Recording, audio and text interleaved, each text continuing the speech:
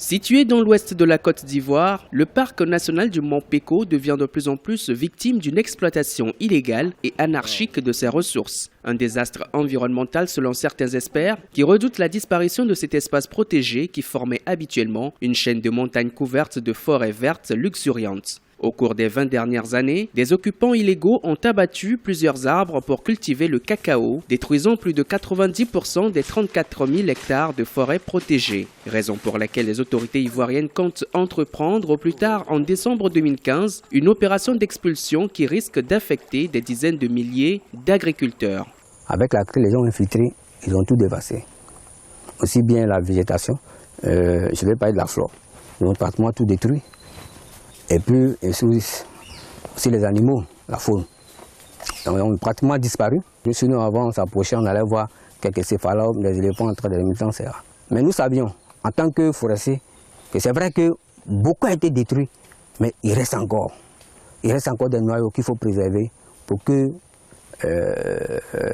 vraiment la végétation puisse reprendre comme cela était avant.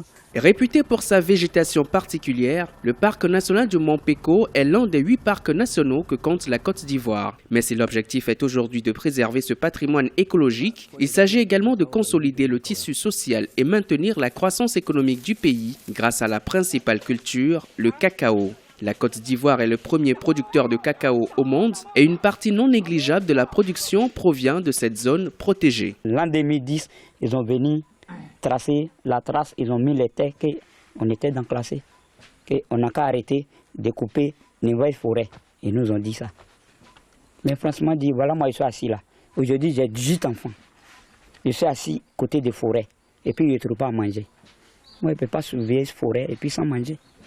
Donc, actuellement, on est là. Moi, je ne peux pas mentir devant Dieu sur la terre. Quelle forêt on n'a pas coupé. Moi, je ne peux pas dire tout le monde, hein, mais moi, j'ai coupé forêt. Aujourd'hui, j'ai fait les buts.